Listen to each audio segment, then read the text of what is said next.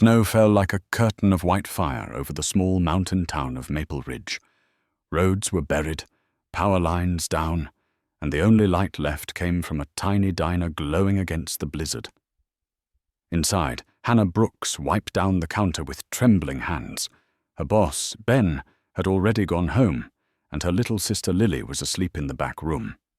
Hannah was about to lock the door when she heard it, horns blaring through the howling wind. Out of the storm, headlights cut across the snow. 1, 2. 15 black SUVs crawled up to the diner, their engines sputtering. Doors swung open and people stumbled out, men and women in fur coats, designer shoes sinking into the slush. They looked completely out of place in this frozen, forgotten town. One woman in a white mink coat shouted, "Is this really the only place open? God, it smells like grease and coffee." Hannah blinked, speechless. "Come in before you freeze," she said, holding the door wide. The blast of cold that followed nearly knocked her down. The group shuffled in, dripping snow, muttering complaints. She didn't know it yet, but they were 15 of the richest people in America, billionaires who'd just left a private conference in Aspen before the storm trapped them. As they demanded food, heat, and Wi-Fi, Hannah scrambled to light the stove and serve soup from the last ingredients she had. Her hands ached from the cold, but she smiled anyway. "I'll do what I can," she said softly. Then the woman in mink, Victoria Hayes, looked around with disgust. "You expect us to eat this?" She pointed to the steaming pot. "It's all we have," Hannah replied, her voice steady. Victoria gave a sharp laugh. "Then we're doomed. Even your kindness looks cheap here." The diner went silent. Outside, the storm roared louder, and as Hannah turned back to the pot, she didn't notice Victoria pull out her phone, snapping a picture of her with a cruel smile, one that would start a chain of events no one could ever undo. The storm only grew worse, wind howling like a living thing outside the diner. Hannah rushed between tables, refilling mugs and serving bowls of hot soup. The 15 guests sat huddled in their designer coats, faces lit by the flickering light of a single gas lamp. She tried to make them comfortable, though most barely looked at her. Only one man, tall with kind eyes, Ethan Cole, watched quietly, as if he saw something the others couldn't. But the calm didn't last long. Victoria Hayes, the woman in the mink coat, slammed her spoon down. "This soup tastes like boiled cardboard," she said, her diamond rings clinking against the porcelain. "I asked for sparkling water. Is that too complicated for a waitress to understand?" Hannah bit her lip. "I'm sorry, ma'am. The delivery truck couldn't make it through the storm. I only have tap water." "Tap water?" Victoria repeated, her voice dripping with disgust. "Do you know who I am?" Hannah hesitated. "No, ma'am. But right now, you're someone who's safe and warm. That's all that matters." The room fell silent. A few of the guests shifted uncomfortably. Ethan looked down, hiding a faint smile. Victoria's eyes hardened. "Safe and warm? I don't need your pity, girl. You think giving me charity soup makes you a hero?" Hannah quietly picked up the empty bowl. "No, ma'am. Just trying to help." Victoria leaned back, smirking. "Help? That's cute. Let me give you some advice. You don't help people like us. You serve us. You exist to make our lives easier. Remember that." Lily peeked from the kitchen doorway, clutching her stuffed bear. Her big brown eyes filled with confusion as she watched the elegant woman yell at her sister. "Hannah?" she whispered. "It's okay, sweetheart," Hannah said softly, smiling to hide her embarrassment. Ethan finally spoke. "Maybe we should show a little gratitude," he said, glancing at Victoria. "She didn't have to open the door for us." Victoria's head snapped toward him. "Gratitude doesn't fill stomachs, Ethan. Money does." She turned back to Hannah. "I'll make sure you're compensated. How much for this experience?" Hannah's cheeks flushed. "I'm not asking for money. Just stay inside until it's safe." Victoria scoffed, pulling out her phone again. "Then I'll pay for the exposure. I'm sure social media will love this story. 15 billionaires stranded in a diner run by a saint." The flash went off, catching Hannah mid-motion, tired eyes glowing under the yellow light. Ethan frowned. "You don't have to humiliate her." Victoria ignored him. She uploaded the photo with a smirk. Outside, the wind howled harder, shaking the windows. Hannah poured another cup of coffee for a shivering man in a business suit. She didn't notice the notification ping on Victoria's phone. Thousands of people were already commenting, laughing at the poor waitress with billionaire guests. And as the night deepened, Hannah's quiet act of kindness was turning into the cruelest storm of all, one that wouldn't melt when the snow did. The clock above the counter ticked past midnight. The storm raged on, hammering against the diner windows like it wanted to. Inside, the once glamorous guests now looked smaller, stripped of control and comfort. Hannah moved quietly among them, refilling cups and draping old blankets over shivering shoulders. Her hands were red and raw, but she never stopped smiling. Ethan Cole watched from his corner booth. He'd made his first billion in tech before he turned 30, but watching Hannah work, steady, calm, gentle, felt more valuable than anything he'd ever built. "You should sit for a minute," he said softly as she passed by. "I can't," she replied, brushing hair from her face. "If I stop, I'll think about how cold it is." He smiled faintly. "Then let me help." But before she could answer, Victoria Hayes' voice cut through the air like a blade. "This is ridiculous. We've been here for hours. No signal, no generator, no proper food. I paid $20,000 for a conference seat, and now I'm stuck with greasy fries and bad coffee." Hannah turned to her, still polite. "I'm doing my best, ma'am." "Your best?" Victoria scoffed. "Sweetheart, your best won't even get you out of this dump. Look at this place. One gust of wind and it'll fall apart." Lily, sleepy-eyed, walked out from the kitchen carrying a tray of biscuits. "They're a little burnt," she said shyly, "but they're warm." A few guests smiled at the little girl's courage, but Victoria sneered. "Children shouldn't play waitress. Go back where you belong." Hannah froze. "That's enough," she said quietly, her voice trembling but firm. Victoria arched an eyebrow. "Excuse me?" "She's just a child," Hannah continued, "and tonight she's helping me keep you alive." The words hung heavy in the air. For a moment, even the wind seemed to stop. Ethan stood, stepping between them. "She's right, Victoria. Maybe try gratitude for once." Victoria's lips curved into a thin smile. "Gratitude is for people who can afford to lose." She turned away, muttering, "When this is over, I'll make sure the world knows how pathetic this night was." As Hannah gathered dishes, she glanced at the woman's phone on the table. The photo she'd posted hours ago had gone viral.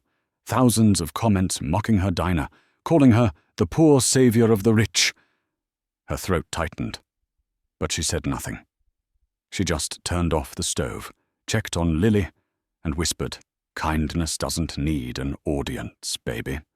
We do good because it's right, not because they'll clap. No." Lily nodded sleepily. "Then they don't deserve your soup anyway." Hannah laughed softly, kissing her forehead. Outside, the snow kept falling. But inside that fragile diner, one small light of decency still burned. And somewhere across town, reporters were already tracking down the location of the viral waitress, unaware that, by morning, her quiet kindness would become the spark of a public storm she never asked for. The wind screamed outside, shaking the walls like a warning. Inside, the little diner flickered under the emergency light. The heater had died an hour ago, and Hannah's breath came out in clouds. Still, she kept moving, layering coats on her guests, making sure no one froze. Ethan helped her drag an old space heater from the storage room.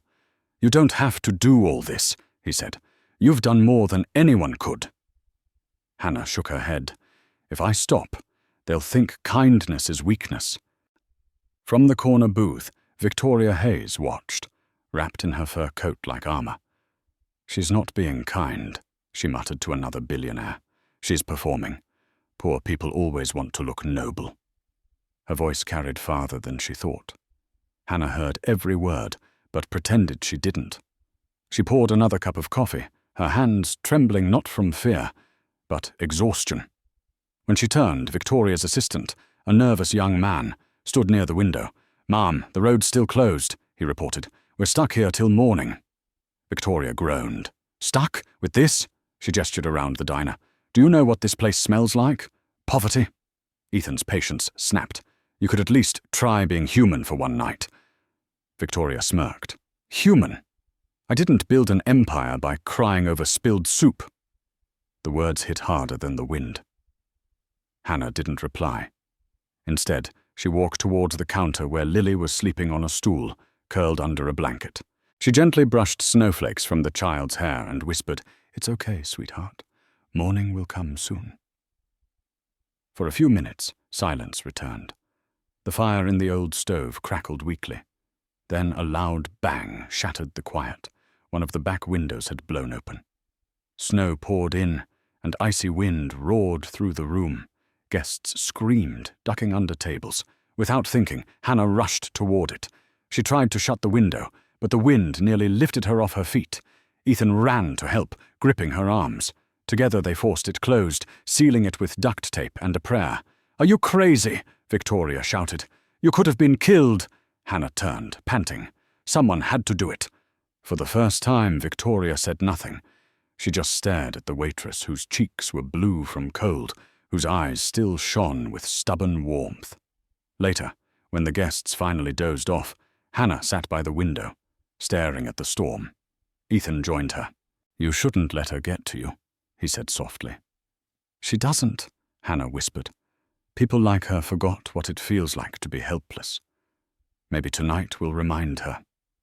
Ethan studied her face, touched by something he couldn't name. Outside, the snow howled like a beast. But inside that diner, two hearts stayed awake, unaware that by dawn, one act of courage would change the story for everyone trapped in that storm. Morning finally came, a pale light creeping through snow-frosted windows. The storm had ended, but the silence that followed felt even heavier. Hannah brewed the last of the coffee while the billionaires gathered their designer coats and complained about their ruined plans. The smell of melting snow filled the diner. Victoria Hayes sat at the counter, scrolling through her phone. The screen glowed with hundreds of notifications. She smiled, a thin, cruel smile. Overnight, her post exploded online. The photo of Hannah standing behind the counter, tired and humble, was now viral. The caption read, "Even billionaires need charity sometimes." The comments were merciless, mocking Hannah's clothes, her diner, her fake kindness. Hannah noticed the whispers first. Two of the men stared at her, snickering over something on their screens. Her stomach tightened. "Is something wrong?" she asked quietly. "Oh, nothing," one of them said. "You're just famous now." He turned his phone around. Hannah froze. Her picture was everywhere. Victoria's voice rang out, dripping with sarcasm. "Congratulations, sweetheart. You're trending. Everyone loves a poor savior story." The room went dead silent. Hannah's throat went dry. You posted that?" Victoria shrugged. "It's harmless. Think of it as exposure. You'll probably get donations from people who pity you." Ethan stood abruptly. "Delete it, Victoria. You humiliated her."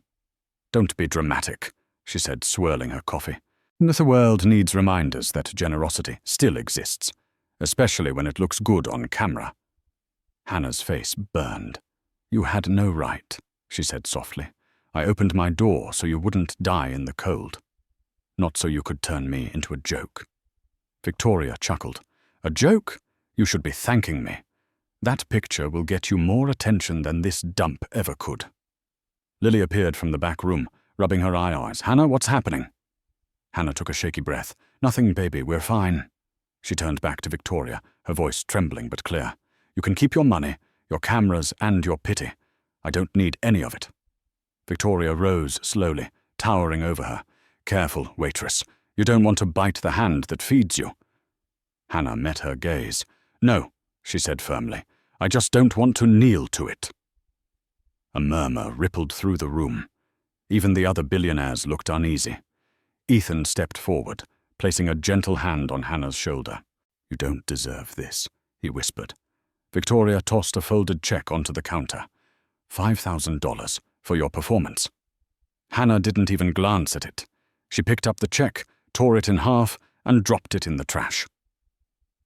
Outside, the first rays of sun hit the frozen road, glinting off the black SUVs. The engines started one by one. But as the convoy disappeared into the distance, none of them realized that the world was already watching, and the cruel post Victoria had made was about to ignite a fire she could never put out. The diner was quiet again, as if nothing had happened, but the peace was fragile. Overnight, Hannah's phone filled with messages, some kind, most cruel. Strangers mocked her hair, her clothes, even her small-town accent. The viral waitress, they called her, as if she were a joke instead of a person. Lily had read one of the headlines and cried. "Don't worry," Hannah said, forcing a smile as she brushed snow from her sister's coat. "People forget fast. Tomorrow it'll be someone else." But even as she said it, she knew the lie. By noon, she was scrubbing the counter, trying to keep her hands busy. The bell above the door jingled, and Ben Turner stepped in, his old firefighter jacket dusted with snow. "You okay, kiddo?" he asked gently. She shrugged. "I'm fine, Ben." "Just tired." He frowned. "That woman, Hayes, she had no right. Whole town's talking about it. But some folks are proud of you, you know. You did what most wouldn't." Hannah smiled faintly. "Thanks, but I don't want to be famous for being pitied."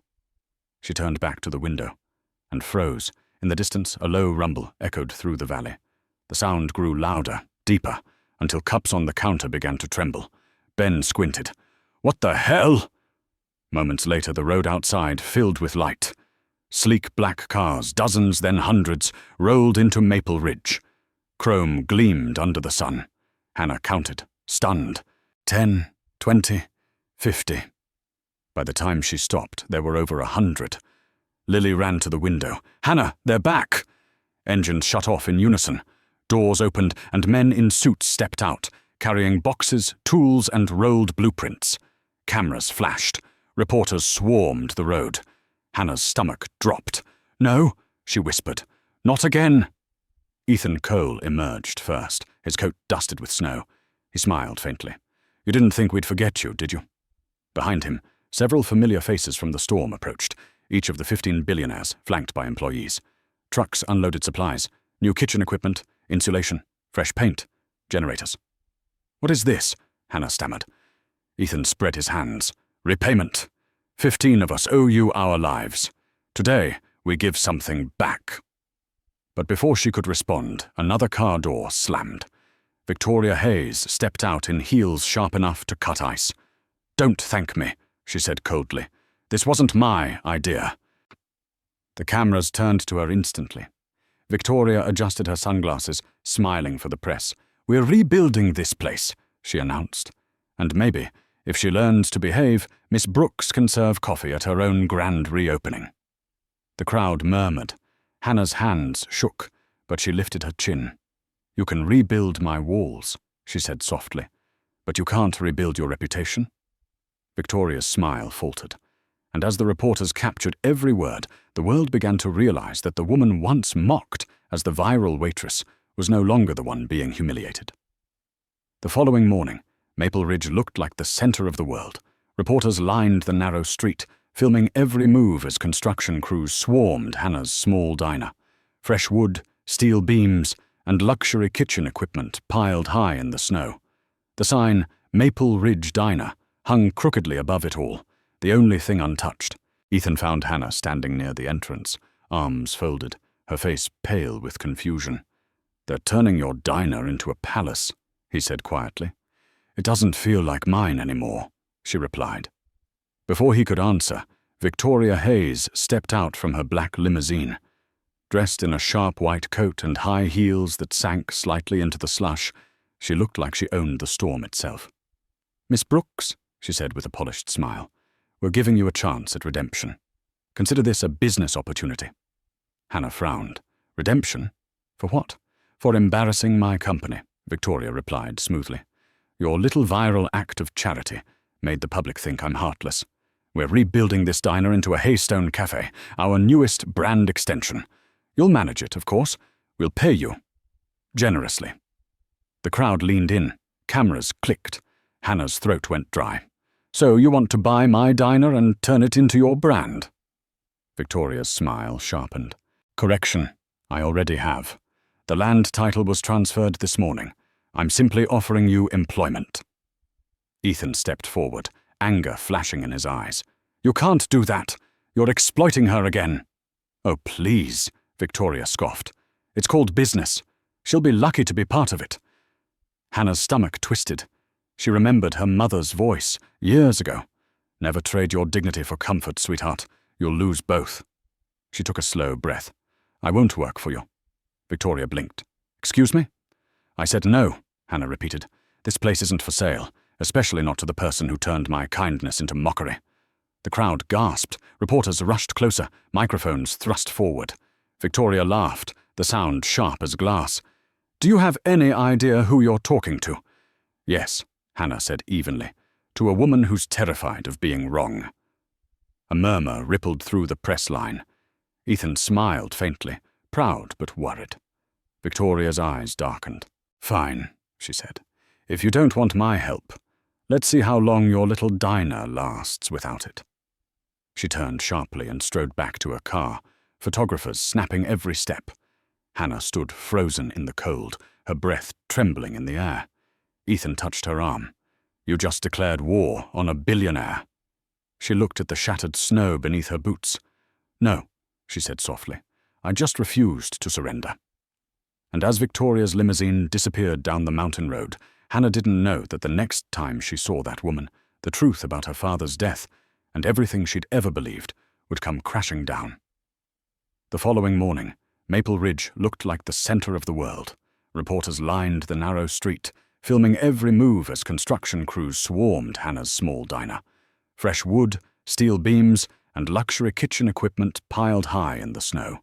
The sign Maple Ridge Diner hung crookedly above it all, the only thing untouched. Ethan found Hannah standing near the entrance, arms folded, her face pale with confusion. "They're turning your diner into a palace," he said quietly. "It doesn't feel like mine anymore," she replied. Before he could answer, Victoria Hayes stepped out from her black limousine. Dressed in a sharp white coat and high heels that sank slightly into the slush, she looked like she owned the storm itself. "Miss Brooks," she said with a polished smile, "we're giving you a chance at redemption. Consider this a business opportunity." Hannah frowned. "Redemption? For what?" "For embarrassing my company," Victoria replied smoothly. "Your little viral act of charity made the public think I'm heartless. We're rebuilding this diner into a Haystone Cafe, our newest brand extension. You'll manage it, of course. We'll pay you generously." The crowd leaned in. Cameras clicked. Hannah's throat went dry. "So, you want to buy my diner and turn it into your brand?" Victoria's smile sharpened. "Correction, I already have. The land title was transferred this morning. I'm simply offering you employment." Ethan stepped forward, anger flashing in his eyes. "You can't do that! You're exploiting her again!" "Oh, please," Victoria scoffed. "It's called business. She'll be lucky to be part of it." Hannah's stomach twisted. She remembered her mother's voice years ago. "Never trade your dignity for comfort, sweetheart. You'll lose both." She took a slow breath. "I won't work for you." Victoria blinked. "Excuse me?" "I said no," Hannah repeated. "This place isn't for sale, especially not to the person who turned my kindness into mockery." The crowd gasped. Reporters rushed closer, microphones thrust forward. Victoria laughed, the sound sharp as glass. "Do you have any idea who you're talking to?" "Yes," Hannah said evenly. "To a woman who's terrified of being wrong." A murmur rippled through the press line. Ethan smiled faintly, proud but worried. Victoria's eyes darkened. "Fine," she said. "If you don't want my help, let's see how long your little diner lasts without it." She turned sharply and strode back to her car, photographers snapping every step. Hannah stood frozen in the cold, her breath trembling in the air. Ethan touched her arm. "You just declared war on a billionaire." She looked at the shattered snow beneath her boots.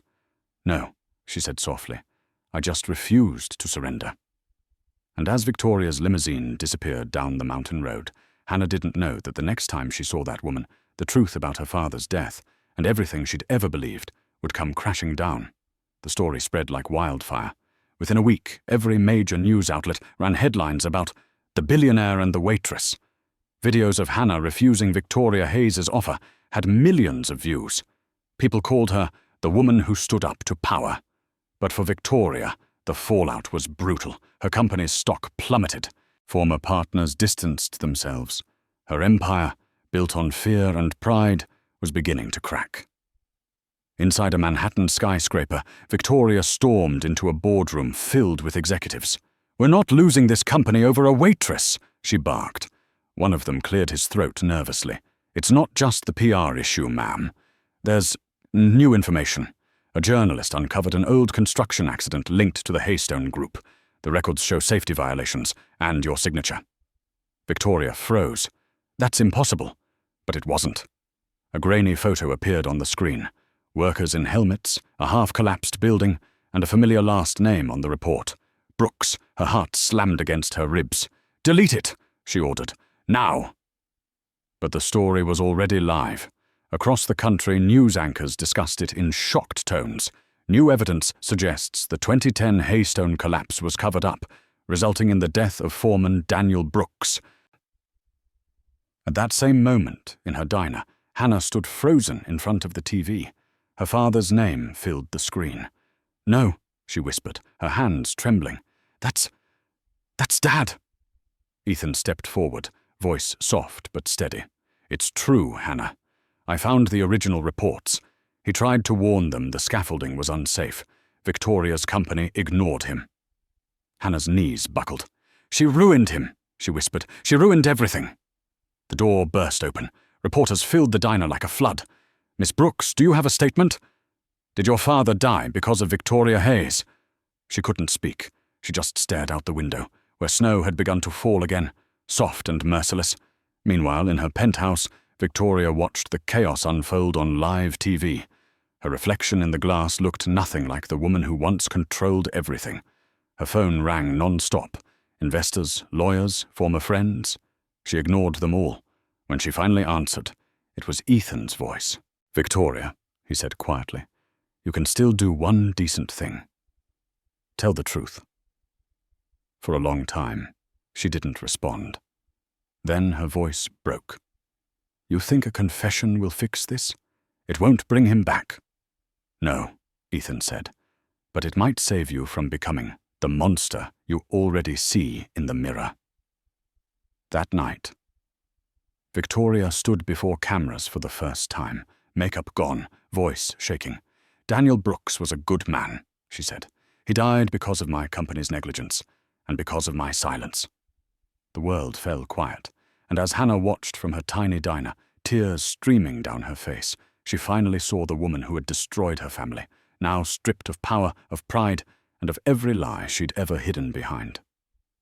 Winter melted slowly that year, as if the mountains themselves were reluctant to let go of what had happened.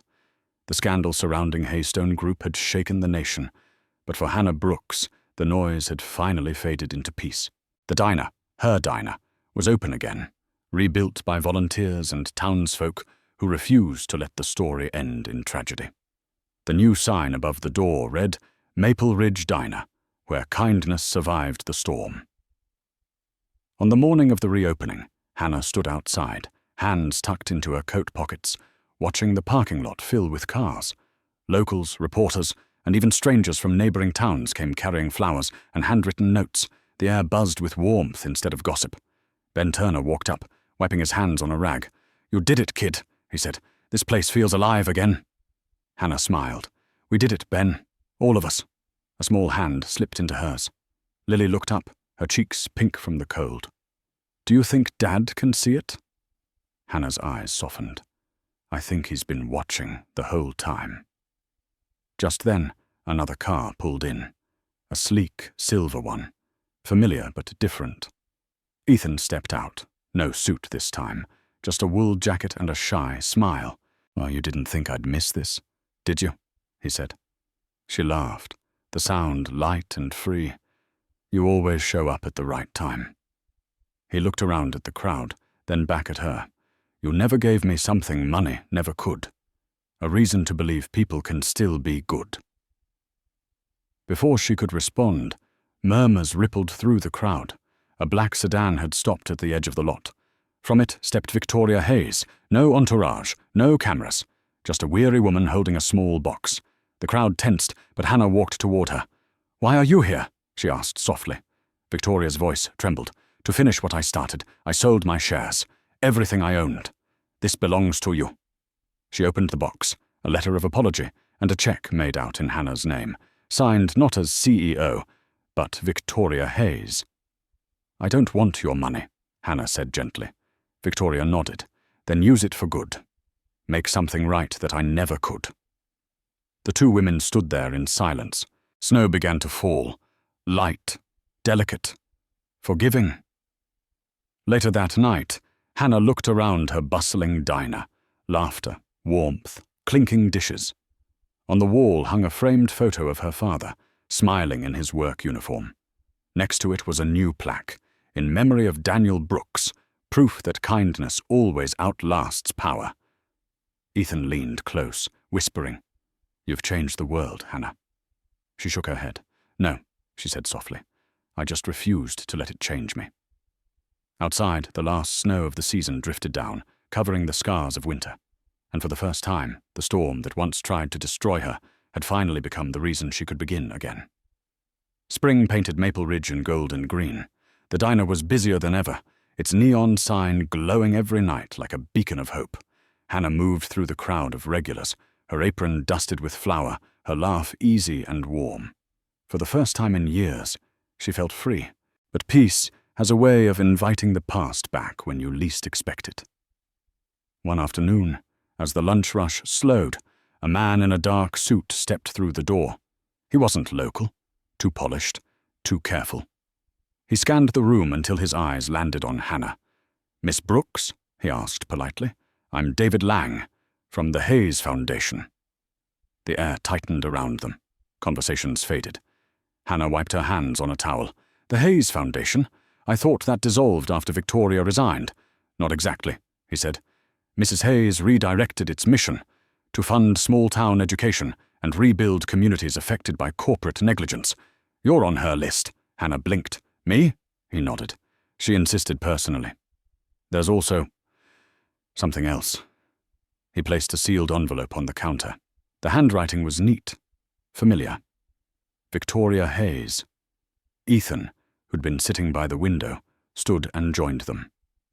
"You don't have to open that," he said gently. But Hannah already was. Inside was a single page, trembling in her hands. "Hannah, I've been diagnosed with late-stage lung cancer. I won't make it through the summer. I don't expect forgiveness, but I need to see you one last time. Not as an enemy, but as a woman who failed, trying to understand one who didn't." The letter ended with an address in Denver and a signature that looked almost fragile. Ethan's hand found hers. "You don't owe her anything." "I know," Hannah said quietly, staring at the letter. "But maybe she needs this more than I do." 2 days later, she drove to Denver, heart heavy with memories. The hospital room was bright and sterile. Victoria lay in the bed, thinner than Hannah remembered, her eyes sunken, but clear. "You came," Victoria whispered. "I almost didn't," Hannah admitted, "but my father would have wanted me to." Victoria's lips trembled. "I ruined so much trying to prove I wasn't weak. But you won by being kind. That's something I never understood until now." Hannah's eyes softened. Kindness isn't weakness. It's what keeps us from becoming what hurts us. A tear slid down Victoria's cheek. "I wanted to say thank you for showing me who I could have been." They sat in silence for a long while. The only sound was the soft rhythm of the heart monitor. When Hannah finally stood to leave, Victoria whispered, "Make sure the world remembers the good." Not agreed. That night, as Hannah drove back through the mountains, the sunset bled across the sky like a quiet promise. The past had finally stopped chasing her, and forgiveness had done what revenge never could. 2 weeks later, the news broke quietly, almost tenderly. Victoria Hayes, former CEO of Haystone Group, dies at 52 after a brief illness. The article was brief, respectful, and for the first time in decades, without venom. Hannah read it, standing behind the counter of her diner, the morning light pouring through the windows. Her chest ached, not with anger, but with something gentler. Closure. A delivery truck pulled up outside. The driver, a man in a grey uniform, entered, carrying a sealed wooden box. "Package for Miss Hannah Brooks," he said. Says confidential. Ben, washing dishes nearby, glanced over. Another gift.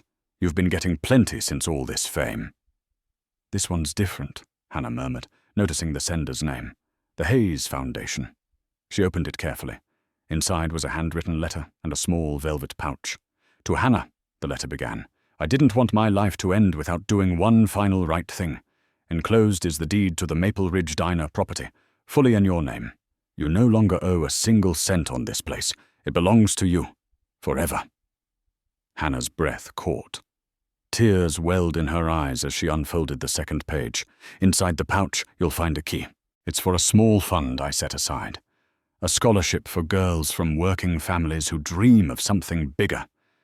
Name it after your father. Let kindness build what greed destroys. Ethan, who'd just arrived with Lily for breakfast, saw her shaking. What is it? She showed him the letter. His eyes widened. She gave it all back.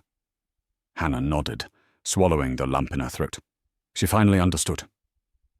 The rest of the day, the diner buzzed with quiet reverence. Word spread fast. Victoria Hayes had left the last of her fortune to charity. No mansions, no yachts, no power. Just a legacy rebuilt from ruin. That night, when the customers were gone and the chairs were stacked, Hannah stood outside under the stars. The air smelled like pine and rain. Ethan joined her, his hands in his pockets. She changed, he said softly. You changed her. Hannah shook her head. No, life did. But maybe, I reminded her, what mattered. He smiled. You always do. Lily ran out, her little shoes crunching the gravel. Hannah, look! She pointed at the sky. A streak of light cut across the darkness, a meteor, bright and fleeting. Make a wish, Hannah whispered. I wish Dad could see how brave you are, Lily said. Hannah knelt, hugging her tight. Maybe he just did. They stood together, watching the light fade into the night. For the first time in years, the mountains were calm, the wind gentle, the world quiet. And as Hannah looked towards the stars, she realized something simple but eternal. Storms end, buildings fall, people fail. But kindness always finds its way home. Summer rolled into Maple Ridge with the scent of pine and fresh rain. The town, once forgotten, had become a symbol of hope. Journalists called it the village that kindness built. Tourists drove hours just to eat at Hannah's diner, now painted soft blue with golden trim. But to Hannah, it wasn't fame, it was healing. Every meal she served was a quiet thank you to the people who had believed in her when the world mocked her. One warm afternoon, she stood outside watching children run through the parking lot, chasing bubbles Lily had blown. Their laughter mixed with the music from the jukebox inside. Ethan stepped out, sleeves rolled up, wiping grease off his hands. The new oven works, he said with a grin. She laughed. Good. Maybe now I can stop burning the biscuits. You'll never stop, he teased. It's part of the charm. They shared a soft moment, the kind built not from drama, but from peace hard-earned. Then Sam Weller, the local journalist, pulled up in his old truck. You'd better come inside, he called. There's something you need to see. Inside, the TV above the counter played a live news broadcast from Denver. The anchor's voice carried a familiar name. Today, the Hayes Foundation officially announced the opening of the Daniel Brooks Scholarship Fund, founded in honor of the late foreman whose integrity inspired change. Hannah froze. On screen, the foundation's new director read from a podium. Behind her hung a photo of her father, smiling, his name engraved in bronze beneath it. The room went quiet except for the low hum of the refrigerator. Lily clapped her hands. Hannah, Daddy's famous. Tears blurred Hannah's vision. He deserves to be, she whispered. Ben stepped forward, placing a rough hand on her shoulder. He'd be proud of you, kid. You did what he couldn't. You made them listen. Ethan squeezed her hand. You didn't just change a company, Hannah. You changed people. For the rest of the day, the diner overflowed with visitors. Strangers left envelopes on the counter, donations for the scholarship fund, thank you notes, drawings from children who'd heard her story. The walls, once plain, now glowed with letters of gratitude and framed photos of smiling faces. That evening, As the last guests left, Hannah locked the door and stood in the quiet glow of the neon sign. She looked at her reflection in the glass, not the tired waitress from a year ago, but a woman who had survived every storm and still chose grace. Ethan approached from behind, slipping his arm around her. "What now?" he asked. Hannah smiled softly. "Now we keep the promise. To live kindly, no matter who's watching." He kissed her forehead. "That's why the world fell in love with you."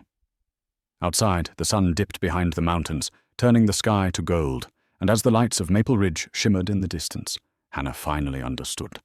The real legacy her father left wasn't sacrifice or pain, but the courage to be gentle in a world that often isn't. Autumn came quietly that year, painting Maple Ridge in shades of amber and rust. The diner's windows glowed each evening like a hearth for the whole town. Hannah had never known such calm. But even peace, she learned, came with a cost. One chilly morning, a man in a grey overcoat entered the diner, carrying a leather briefcase. His presence was too sharp for the cozy atmosphere. "Miss Brooks?" he asked, adjusting his glasses. "I'm here on behalf of the Haystone Board of Trustees." Hannah set down her coffee pot, uneasy. "I thought the company was finished." "Not quite," he said. "Since Mrs. Hayes's passing, the board has been restructuring. Some members aren't pleased with how much of the foundation's assets were transferred to charity, especially the scholarship fund. They're threatening legal action to reclaim control." The words sank like stones. "They want to take back my father's fund?" The man nodded regretfully. "Unless someone intervenes. They argue Victoria Hayes made those donations while mentally unfit." Ethan, who'd been fixing a light fixture near the door, turned sharply. "That's absurd. She knew exactly what she was doing." The man sighed. "Prove it. Otherwise the courts will freeze the assets." After he left, the diner felt smaller, colder. Hannah sat in silence, staring at the untouched pie in front of her. "I thought it was over," she murmured. Ethan sat beside her. "Maybe it's not the end. Maybe it's just another test." Over the next few weeks, Hannah traveled to Denver to fight the case. Reporters returned, headlines flaring up again. "Waitress faces billion-dollar board." In hearing filled with lawyers and paperwork, Hannah's voice shook but never faltered. She spoke not about contracts, but about people. About the lives her father saved. About the children already studying under the scholarship's name. "You can't measure integrity in profit," she told the court. "Victoria Hayes made her final decision with a clear mind and a clear heart." The courtroom fell silent. Even the judge looked moved. A week later, the verdict came. The board's motion was denied. The scholarship fund would remain untouched. When the news broke, townspeople gathered outside the diner, cheering her name. That night, Ethan found her sitting alone by the counter, staring out at the falling leaves. "You did it," he said softly. Hannah smiled tiredly. "We did it. But I'm starting to think peace isn't something you win once. You have to keep protecting it." He leaned against the counter. "And you will. You always do." Outside, the first frost dusted the mountain road, shimmering like a promise. And as Hannah locked the door and turned off the diner lights, she finally understood the truth her father once lived by. Peace doesn't come from what you earn, but from what you refuse to surrender, even when the world tries to take it back. The first snow of the new year came earlier than anyone expected. By evening, Maple Ridge was blanketed in white again, the kind that softened the world but made every sound echo. Inside the diner, Hannah wiped down tables while Ethan checked the new heaters. The air smelled of cinnamon pie and pine wood. Life had become calm again, almost too calm. That night, as Hannah was locking up, she noticed smoke curling from the back of the building. "Ethan?" she called. No answer. The wind howled, and then she saw it. A faint orange glow leaking through the cracks of the storage door. Her heart lurched. She ran forward, grabbed the extinguisher and kicked it open. Flames licked the walls, spreading faster than she imagined. The smell of gas filled the air. Ethan rushed in from outside, shouting, "Get back!" But she didn't. She was already pulling boxes away from the flames, desperate to save what she could.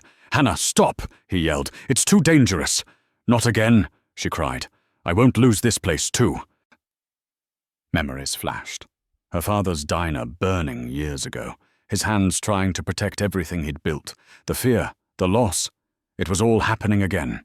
The fire roared louder, devouring the shelves. Ethan grabbed her arm, forcing her back. "You can rebuild a building," he said, coughing. "You can't rebuild you." Reluctantly, she stumbled outside with him. The fire department arrived minutes later, sirens slicing through the quiet night.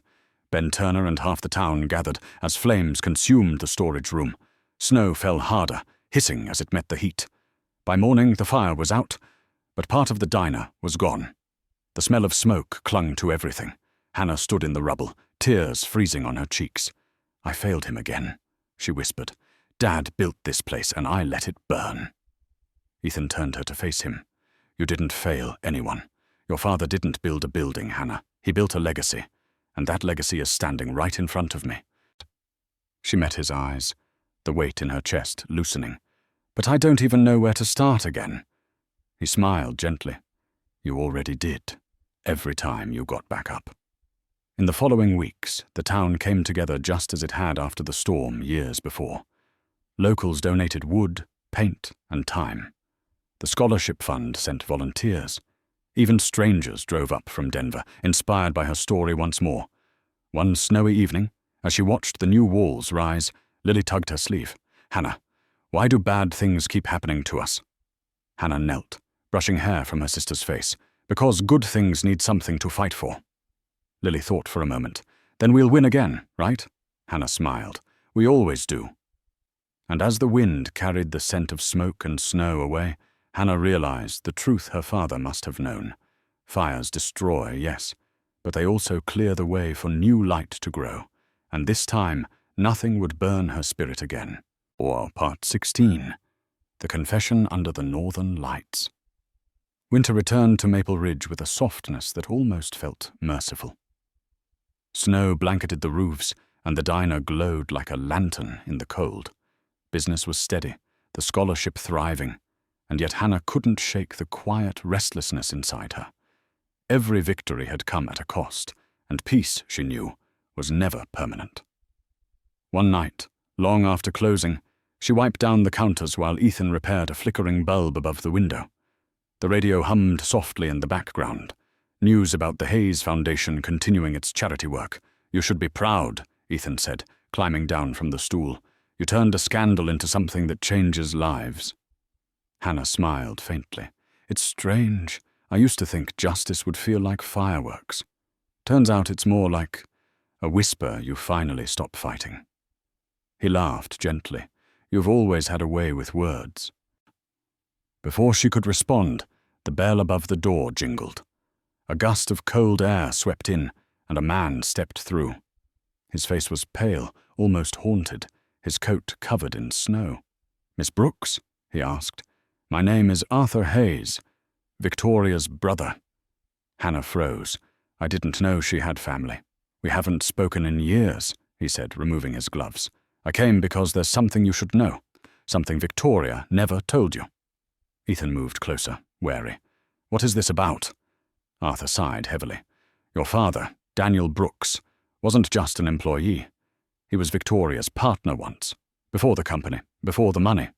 They built the first Haystone project together. When it collapsed, she took the blame publicly. But he took it privately. He protected her name, and she let him." Hannah's heart pounded. "You're saying she loved him?" Arthur nodded. "Until the day she died. That's why she gave you everything. Not out of guilt, but out of love." She never got to finish. The room went silent. The snow outside fell heavier, pressing against the glass. Ethan reached for Hannah's hand. She tried to make it right, in the only way she knew how. Hannah blinked back tears. "All these years, I hated her. I thought she destroyed him." Arthur's voice softened. "She destroyed herself, Hannah. He was the one good thing she ever had." When he left, Hannah stepped outside into the freezing night. Above the mountains, the sky shimmered green and violet, the northern lights, rare this far south. She tilted her face upward, her tears catching the glow. Ethan wrapped his coat around her shoulders. "You okay?" She nodded slowly. "For the first time, I think I understand her. Forgiveness isn't forgetting. It's remembering, without the pain. He smiled, pulling her closer. And as the lights danced across the sky, Hannah whispered to the wind, "Thank you, Victoria. Thank you for finding your way back before it was too late." The storm was long gone, but tonight the sky itself seemed to forgive. A week after Arthur Hayes' visit, Maple Ridge lay silent under a deep winter fog.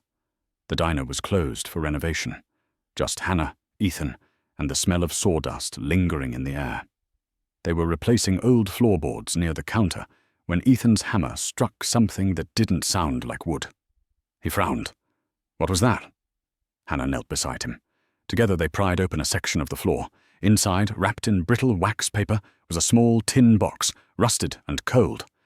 "Maybe it's from when your dad ran the place," Ethan said. Hands trembling, Hannah opened it. Inside was a folded envelope, yellowed with age. Her father's handwriting stared back at her. "For Hannah, when you're ready." Her breath hitched. She sank to the floor, tears already forming before she read the first line. "My little girl, if you're reading this, it means you're grown and brave, just like your mother was. I built this diner for us, a place where no one would ever be turned away. But I fear I've made mistakes I can't undo." Ethan sat silently beside her. The letter continued, "When the scaffolding collapsed at Haystone, it wasn't only their fault. I knew the structure was weak, but I signed off anyway because I needed the money. I thought I could fix it before it fell. I was wrong.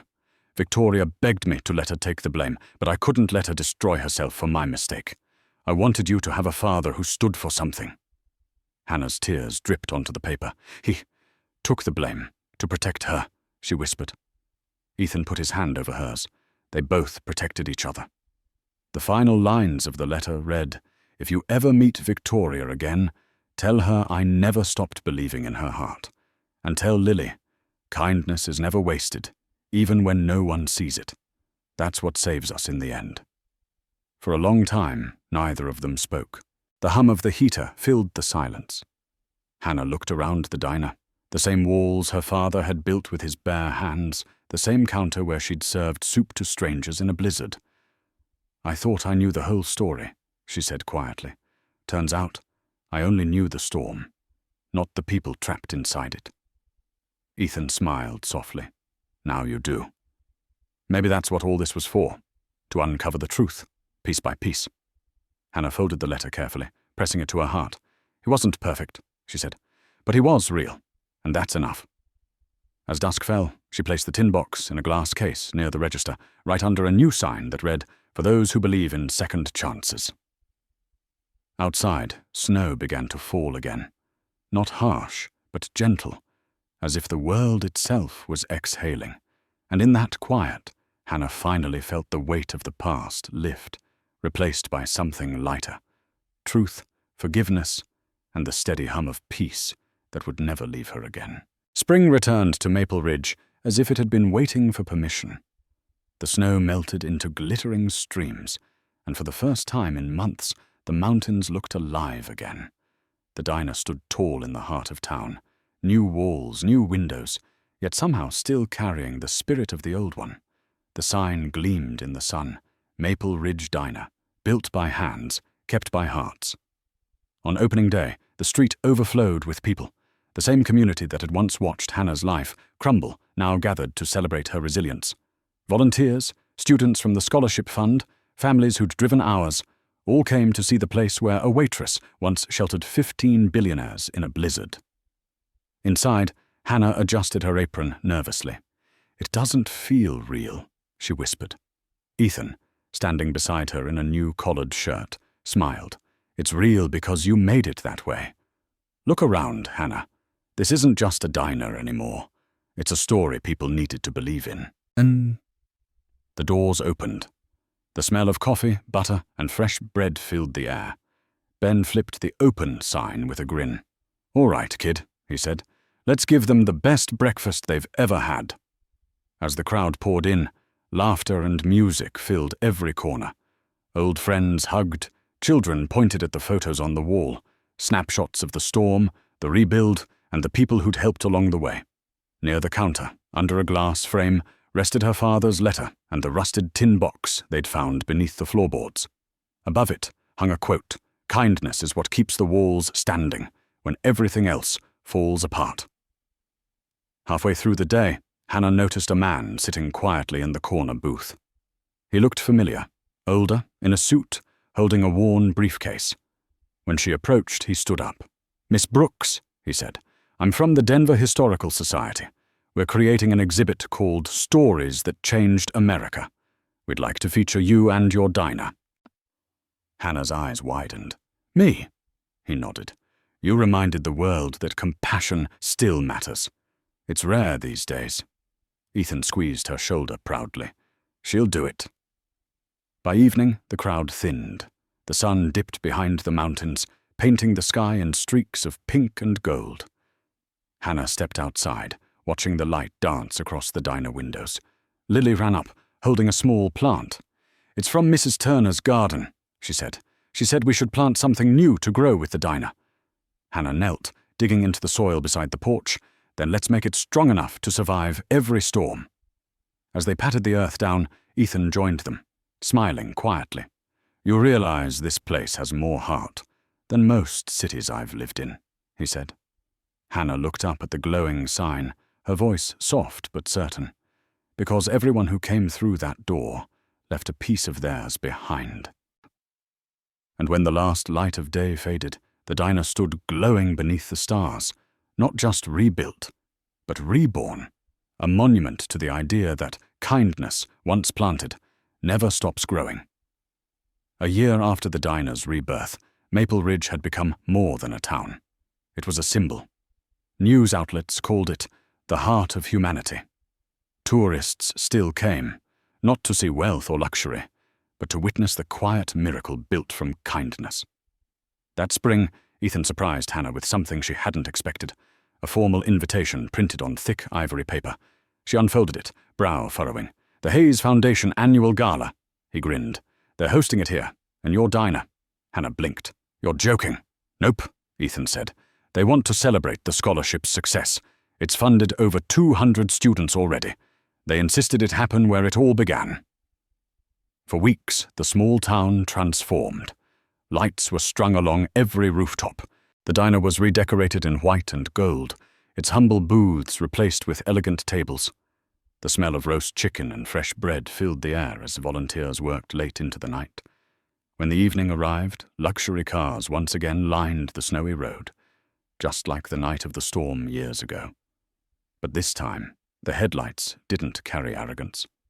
They carried gratitude. Inside, Hannah stood in a simple navy dress, her hair pinned back. Lily twirled beside her in a pale yellow gown. Ben poured champagne while Ethan adjusted his tie, his eyes never leaving Hannah. "You look like peace," he whispered. She laughed softly. "That's the nicest thing anyone's ever said to me." As guests arrived, business leaders, scholars, journalists, the diner buzzed with warmth and laughter. The foundation's new director stepped up to the microphone. "Years ago," she said, "this place sheltered 15 billionaires during a blizzard. But what it really sheltered was humanity. Tonight we celebrate not money, but mercy." Applause filled the room. Cameras flashed, but Hannah didn't notice. She was staring at the framed photo on the wall, her father, smiling beside Victoria Hayes from decades before. Later that night, the director handed Hannah a small velvet box. "A gift," she said, "from Victoria's estate. She wanted this returned to you someday." Inside was the same silver pendant Victoria had once accused her of stealing, the one her father had given her mother. Engraved on the back were new words. "Forgiveness finishes what justice starts." Hannah's hands trembled. "She kept it all this time." Ethan leaned close. "Looks like she finally came home, too." Tears welled in her eyes. She looked around. The laughter, the warmth, the people who had come not to take, but to give. "This," she whispered, "is what redemption looks like." The night ended with music and dancing. When Hannah stepped outside for air, snowflakes drifted lazily from the sky, soft and silent. The same road where she once stood, humiliated, now shimmered beneath golden lights.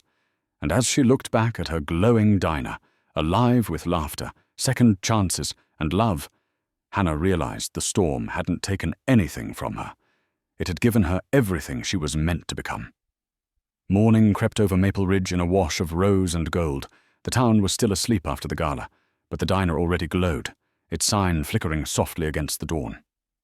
Hannah sat alone in her favorite booth, a steaming mug of coffee between her hands. The world outside was quiet, peaceful, almost sacred. Ethan walked in, his tie loosened, jacket slung over his arm. "You didn't sleep," he said, smiling. She shook her head. "Didn't want to. I wanted to see the sunrise from here, just once, with no noise, no cameras, no one needing anything." He sat across from her. "You've built something bigger than a diner, Hannah. You turned grief into grace." She smiled faintly. "I just kept the doors open when others would have shut them." They sat in silence, the smell of coffee and baked bread filling the air.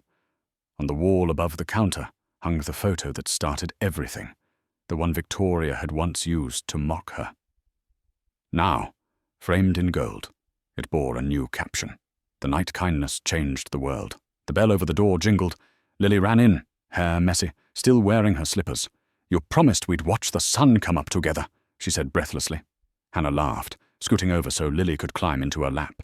Together they turned to the window, just as the first light kissed the mountains. The snow glowed pink, and the diner windows caught the reflection.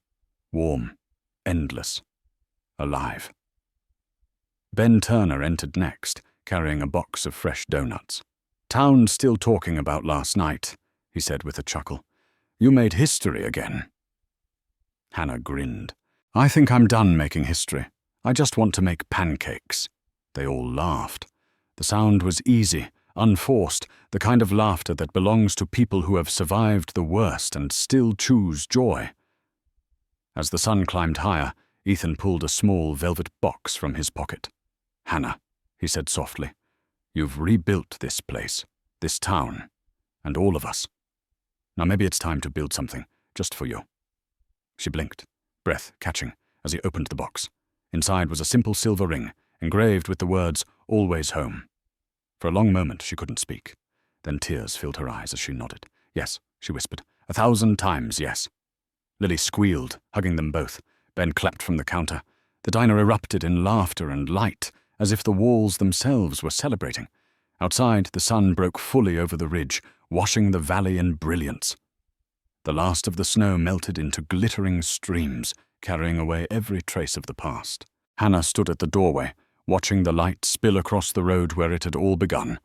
The storm, the humiliation, the redemption. "We did it, Dad," she whispered. "We made it home." And as the golden morning wrapped around her, the story of the waitress who once sheltered 15 billionaires ended not in sorrow, but in sunrise, proof that kindness, when it survives every storm, can rebuild the world.